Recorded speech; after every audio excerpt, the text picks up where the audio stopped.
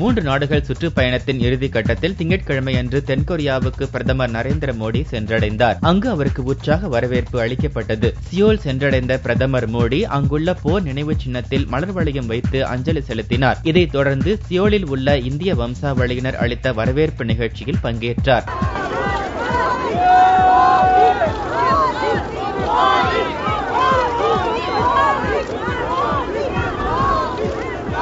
அவர்கள் மத்தியில் பேசிய மோடி பிரேசில், ரஷ்யா, இந்தியா, சீனா மற்றும் தென்கொரிய நாடுகளின் அமைப்பான பிரிக்ஸ் மாநாட்டில் பங்கேற்றதை நினைவு கூர்ந்தார். பிரிக்ஸ் தோல்வியில் முடியப்போவதாக ஆரம்பத்தில் கவலை எழுந்ததாக கூறிய மோடி பிரிக்ஸ் என்பதில் ஐ என்பது இந்தியாவை குறித்து சந்தேகம் எழுப்பப்பட்டதாக கூறினார். ஆனால் இப்போது அந்த ஐ என்பது ஓராண்டாக வலுவாக மாறியுள்ளதாகவும் தற்போது ஐ என்பது இல்லாமல் பிரிக்ஸ் இல்லை என்ற நிலை ஏற்பட்டுள்ளதாகவும் அவர் கூறினார். இந்தியாவில் பிறந்தவர்கள் அங்குள்ள வருவாய் குறைவாக இருப்பதால் வேறு நாடுகளுக்கு இடம்பெயர்ந்ததாக கூறி வந்ததாகவும் தற்போது அந்த நிலைமை மாறி வேறு நாடுகளில் வசித்து வரும் இந்தியர்கள் மீண்டும் தாய்நாடு திரும்ப விரும்புவதாகவும் மோடி கூறினார். 30 ஆண்டுகளுக்கு முன் தென்கொரியா பிரச்சனைகளை சந்திக்கவில்லையா என்று கேள்வி எழுப்பிய மோடி அதே போலத்தான் எந்த ஒரு நாடும் பிரச்சனையில் இருந்து விடுபடும் காலம் ஏற்படும், இந்தியாவில் அது ஏற்பட்டுவிட்டது என்றார். தான் பிரதமராக பதவியேற்ற போது திடீரென்று ஏற்பட்ட மாற்றத்தால் அரசு ஊழியர்கள் சரியான நேரத்திற்கு வேலைக்கு வர துவங்கினர் என்ற மோடி எந்த ஒரு நாட்டுக்கும் அண்டைய நாடுகளுடனான உறவு மிக உயர்ந்தபட்ச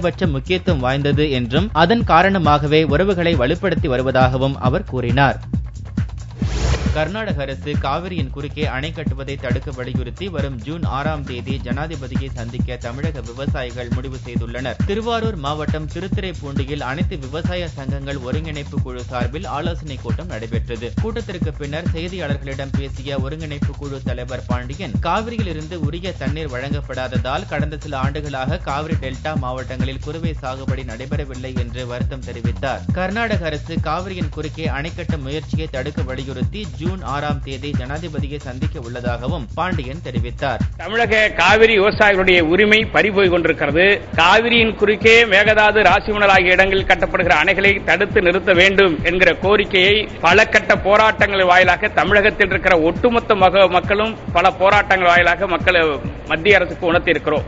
இதனை நாங்கள் குடியரசுத் தலைவரிடத்திலும் முறையிடுவது என்கிற அடிப்படையில் காவிரி.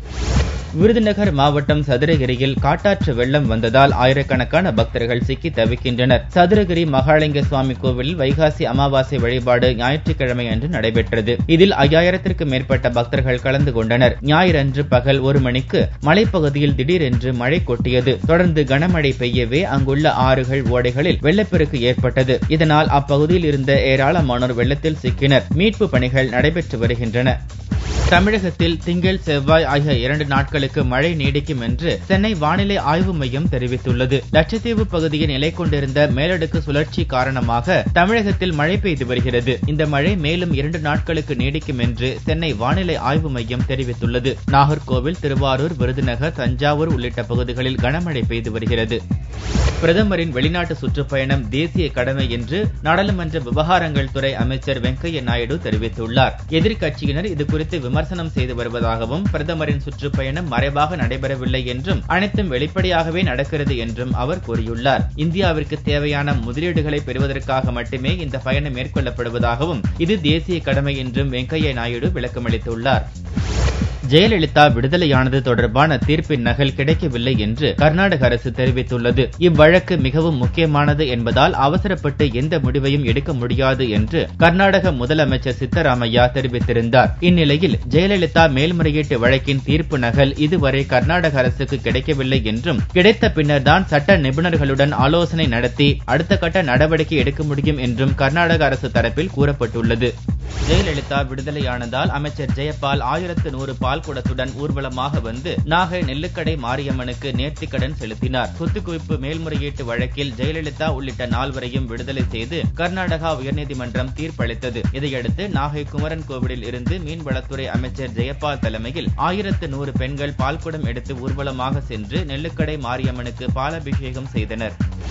பிளஸ் டூ தேர்வுக்கான தற்காலிக மதிப்பெண் சான்றிதழை திங்கள் முதல் மாணவ மாணவிகள் நேரடியாக பதிவிறக்கம் செய்து கொள்ளலாம். பிளஸ் டூ முடித்தவர்கள் உயர்கல்விக்கு விண்ணப்பிக்க வசதியாக தற்காலிக மதிப்பெண் பட்டியல் வழங்கப்படுகிறது. www.dge.tn.nic.in என்ற இணையதளத்தில் பதிவிறக்கம் செய்து கொள்ள வேண்டும். பிளஸ் டூ தேர்வுக்கான பதிவு எண், பிறந்த தேதி ஆகியவற்றை பதிவு செய்தால் தற்காலிக மதிப்பெண் சான்றிதழ் பெற்றுக் கொள்ளலாம். நிரந்தர மதிப்பெண் சான்றிதழ் மறு மதிப்பீட்டிற்கு பின் கிடைக்கும் என்று பள்ளிக் கல்வித்துறை தெரிவித்துள்ளது. அனைவருக்கும் கல்வி என்பதை வலியுறுத்தி திருச்சியில் ரோலர் ஸ்கேட்டிங் விழிப்புணர்வு பேரணி நடைபெற்றது. தமிழகத்தில் தற்போது பள்ளி மற்றும் கல்லூரிகளில் மாணவ சேர்க்கை நடைபெற்று வருகிறது. வறுமையின் காரணமாக பள்ளி செல்ல முடியாத குழந்தைகள், பள்ளிப்படிப்பை இடையில் நிறுத்திய குழந்தைகள் உட்பட அனைவரும் கல்வி கற்பதை வலியுறுத்தி திருச்சியில் ரோலர் ஸ்கேட்டிங் விழிப்புணர்வு பேரணி நடைபெற்றது. பேரணியை போலீஸ் கமிஷனர் சஞ்சய் மாத்தூர் துவக்கி வைத்தார். அண்ணா நகரில் துவங்கிய பேரணி கண்டோன்மெண்ட் வழியாக சென்று மீண்டும் அண்ணா நகர் வந்தடைந்தது. வேலூர் மாவட்டம் ஆம்பூர் அருகே அரசுக்கு சொந்தமான இடத்தில் மணல் திருடிய டிப்பர் லாரி மற்றும் ஜேசிபி வாகனத்தை அதிகாரிகள் பறிமுதல் செய்தனர். ஆம்பூர் ஈச்சம்பட்டு பகுதியில் அரசுக்கு சொந்தமான இடத்தில் மணல் திருடப்படுவதாக மாவட்ட கலெக்டர் நந்தகோபாலுக்கு தகவல் கிடைத்தது. இதையடுத்து வட்டாட்சியர் ரத்னா தலைமையில் அதிகாரிகள் சம்பவ இடத்திற்கு விரைந்து வந்து மணல் திருட்டில் ஈடுபட்ட டிப்பர் லாரி மற்றும் ஜேசிபி எந்திரத்தை பறிமுதல் செய்தனர். மேலும் வாகன உரிமையாளர் குமாரை போலீசார் தேடி வருகின்றனர். திருநெல்வேலியில் பழங்கால பொருட்கள், நாணயங்கள் கண்காட்சி மாவட்ட அறிவியல் மையத்தில் துவங்கியது. சர்வதேச அருங்காட்சியக தினத்தையொட்டி மாவட்ட அறிவியல் மையத்தில் பழங்கால அறிவியல் சேகரிப்புகள் என்ற தலைப்பில் இக்கண்காட்சி நடக்கிறது. கண்காட்சியை திருநெல்வேலி அரசு அருங்காட்சியக காப்பாட்சியர் சத்தியவள்ளி தொடங்கி வைத்தார். 18ஆம் நூற்றாண்டைச் சேர்ந்த பித்தளை கைவினைப் பொருட்கள், பலவிதமான விளக்குகள், மன்னர் காலத்தில் பயன்படுத்தப்பட்ட வலம்புரி சங்குகள், கிராமபோன், ரேடியோ, கத்திகள், பாக்குவெட்டிகள், 220 ஆண்டுகளுக்கு முந்தைய தானிய அளவைகள், தபால் தலைகள், பத்திரங்கள், 150 ஆண்டுகளுக்கு முந்தைய சுரைக்காய் நீர்க்குடுவை, கடிகாரங்கள் ஆகியன காட்சிப்படுத்தப்பட்டிருந்தன. சென்னை வானதி பதிப்பகத்தின் வைர விழா மற்றும் நூல்கள் வெளியீட்டு விழா புதுச்சேரியில் நடைபெற்றது. இவ்விழாவில் வானதி பதிப்பகம் ராமநாதன் நூல்களை வெளியிட திருப்பனந்தாள் காசிமடம் இணை அதிபர் சுந்தரமூர்த்தி தம்பிரான் சுவாமிகள், புதுச்சேரி கம்பன் கழக தலைவர் கந்தசாமி உள்ளிட்டோர் நூலினை பெற்றுக் கொண்டனர். வானதி பதிப்பகத்தின் வைர விழா கூடுதல் நூல்களான கம்பன் வரலாறு, வானகம் எனக்கு வழங்கும் புகழ், சிறுவர் சிறுகதைகள் ஆகிய நூல்களும் வெளியிடப்பட்டன. வானதி பதிப்பகம் குறித்து சாயிபு மரைக்காயர் கூறுகையில், தெய்வீகம், தேசியம் ஆகியவற்றை அடிப்படையாக கொண்டு 60 ஆண்டுகளில் 10,000 நூல்களை வானதி பதிப்பகத்தார் வெளியிட்டுள்ளனர் என்றார்.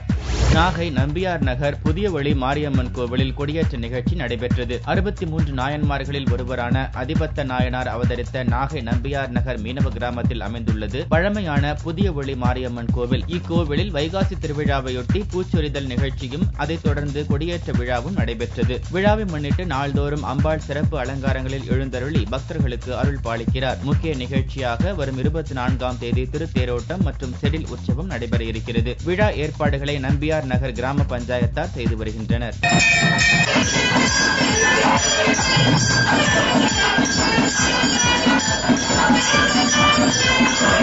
விழுப்புரம் மாவட்டம் மேல்மலையனூர் அங்காளம்மன் கோவிலில் நடைபெற்ற அமாவாசை ஊஞ்சல் உற்சவத்தில் பக்தர்கள் திரளாக பங்கேற்றனர். விழுப்புரம் மாவட்டம் மேல்மலையனூர் அங்காளம்மன் கோவிலில் ஞாயிற்றுக்கிழமை அன்று இரவு வைகாசி மாத அமாவாசை ஊஞ்சல் உற்சவம் நடைபெற்றது. அம்மனுக்கு சிறப்பு அபிஷேகம் செய்து தங்க கவசம் அணிவித்தனர். இரவு 12 மணிக்கு ஊஞ்சல் மண்டபத்தில் அம்மன் சிறப்பு அலங்காரத்தில் எழுந்தருளினார். இரவு 1 மணி வரை ஊஞ்சல் தாலாட்டு நடைபெற்றது. இதில் பக்தர்கள் ஏராளமானோர் பங்கேற்று தரிசனம் செய்தனர்.